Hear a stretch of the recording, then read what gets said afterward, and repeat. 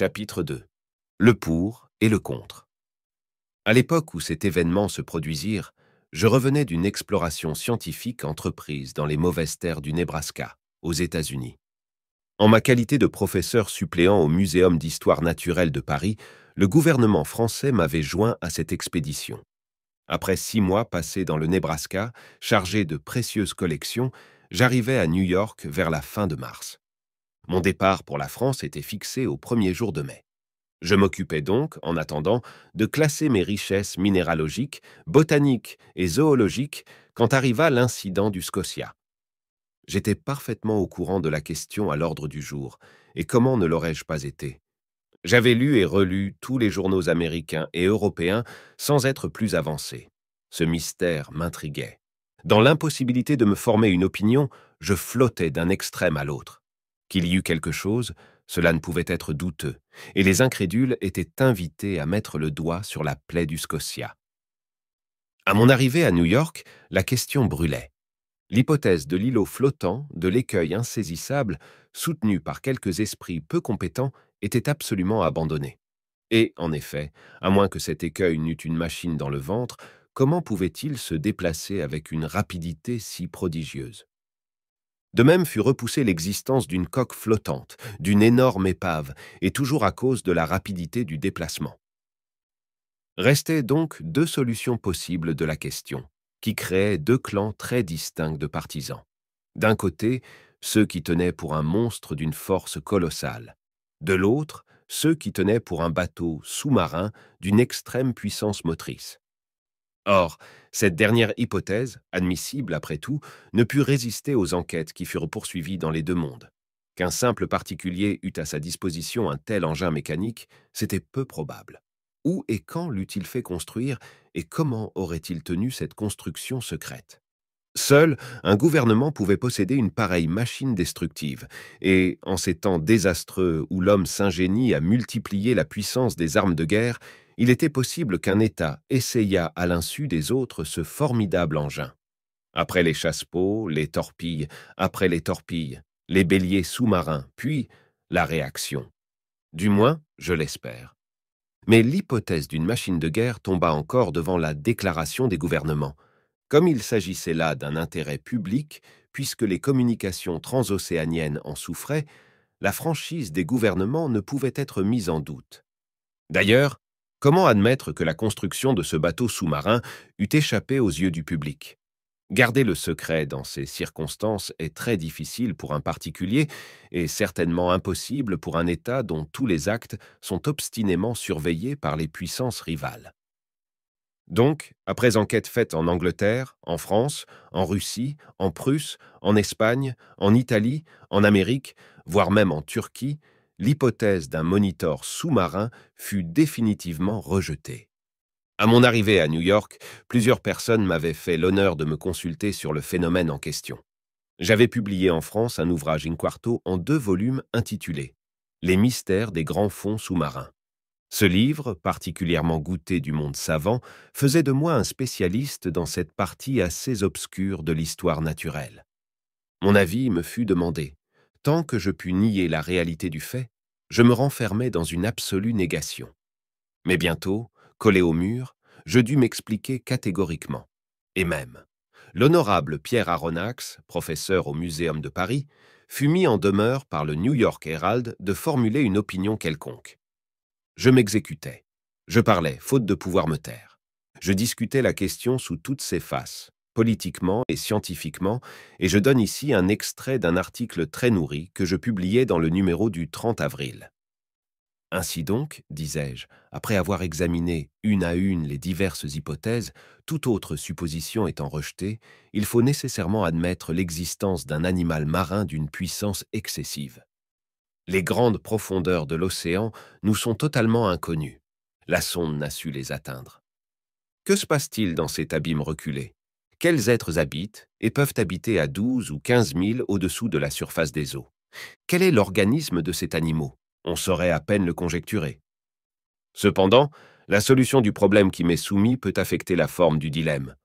Où nous connaissons toutes les variétés d'êtres qui peuplent notre planète, ou nous ne les connaissons pas. Si nous ne les connaissons pas toutes, Si la nature a encore des secrets pour nous en ichtyologie, rien de plus acceptable que d'admettre l'existence de poissons ou de cétacés, d'espèces ou même de genres nouveaux, d'une organisation essentiellement fondrière, qui habite les couches inaccessibles à la sonde, et qu'un événement quelconque, une fantaisie, un caprice, si l'on veut, ramène à de longs intervalles vers le niveau supérieur de l'océan. Si, au contraire, nous connaissons toutes les espèces vivantes, il faut nécessairement chercher l'animal en question parmi les êtres marins déjà catalogués, et dans ce cas, je serais disposé à admettre l'existence d'un narval géant. Le narval vulgaire ou licorne de mer atteint souvent une longueur de 60 pieds. Quintuplé, décuplé même cette dimension, donnez à ce cétacé une force proportionnelle à sa taille, accroissez ses armes offensives, et vous obtenez l'animal voulu. Il aura les proportions déterminées par les officiers du Shannon, l'instrument exigé par la perforation du Scotia et la puissance nécessaire pour entamer la coque d'un steamer. En effet, le narval est armé d'une sorte d'épée d'ivoire, d'une hallebarde, suivant l'expression de certains naturalistes.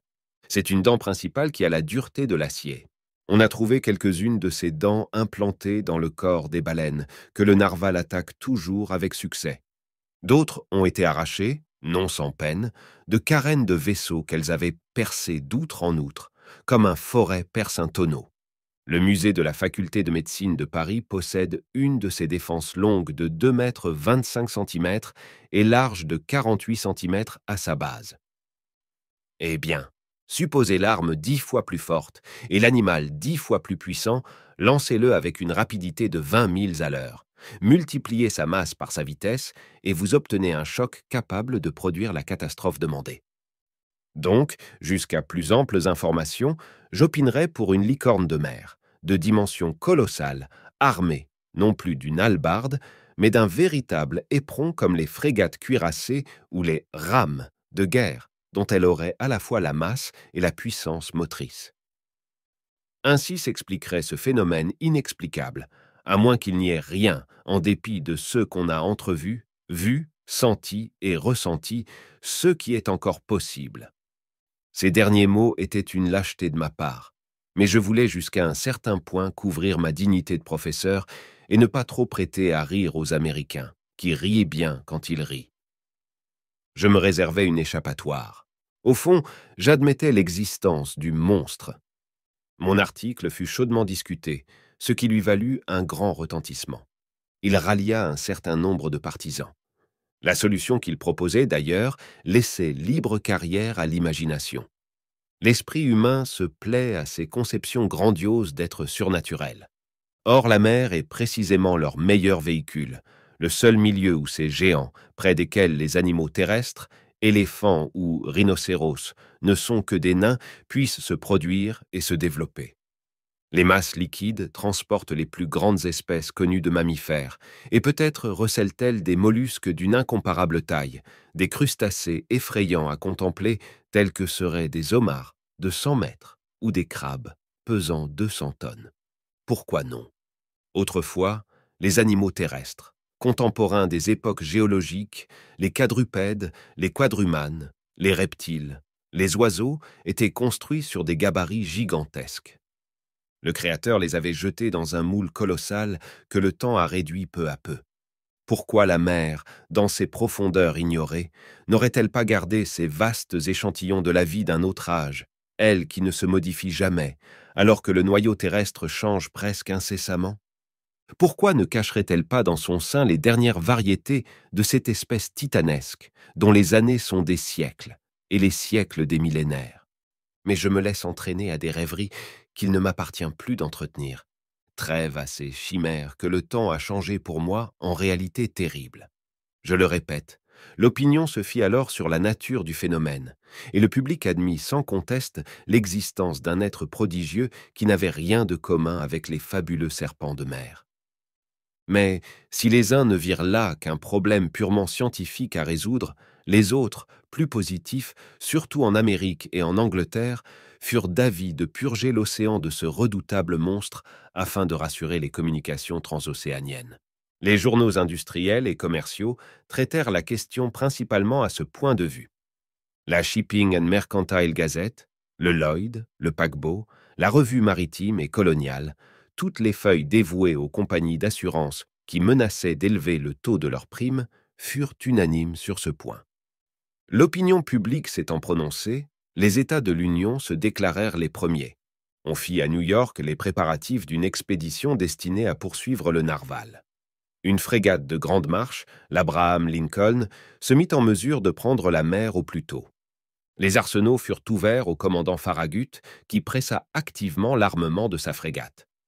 Précisément, et ainsi que cela arrive toujours, du moment que l'on se fut décidé à poursuivre le monstre ne reparut plus. Pendant 2 mois, personne n'en entendit parler. Aucun navire ne le rencontra. Il semblait que cette licorne eût connaissance des complots qui se tramaient contre elle. On en avait tant causé, et même par le câble transatlantique. Aussi les plaisants prétendaient-ils que cette fine mouche avait arrêté au passage quelques télégrammes dont elle faisait maintenant son profit. Donc, la frégate armée pour une campagne lointaine et pourvue de formidables engins de pêche, on ne savait plus où la diriger. Et l'impatience allait croissant quand, le 2 juillet, on apprit qu'un steamer de la ligne de San Francisco de Californie à Shanghai avait revu l'animal, 3 semaines auparavant, dans les mers septentrionales du Pacifique. L'émotion causée par cette nouvelle fut extrême. On n'accorda pas 24 heures de répit au commandant Farragut. Ses vivres étaient embarqués. Ses soutes regorgeaient de charbon. Pas un homme ne manquait à son rôle d'équipage. Il n'avait qu'à allumer ses fourneaux, à chauffer, à démarrer. On ne lui eût pas pardonné une demi-journée de retard. D'ailleurs, le commandant Farragut ne demandait qu'à partir. 3 heures avant que l'Abraham Lincoln ne quittât le Pierre de Brooklyn, je reçus une lettre libellée en ces termes. Monsieur Aronnax, professeur au Muséum de Paris, Fifth Avenue Hotel, New York. Monsieur, si vous voulez vous joindre à l'expédition de l'Abraham Lincoln, le gouvernement de l'Union verra avec plaisir que la France soit représentée par vous dans cette entreprise. Le commandant Farragut tient une cabine à votre disposition. Très cordialement vôtre, J.B. Hobson, secrétaire de la Marine.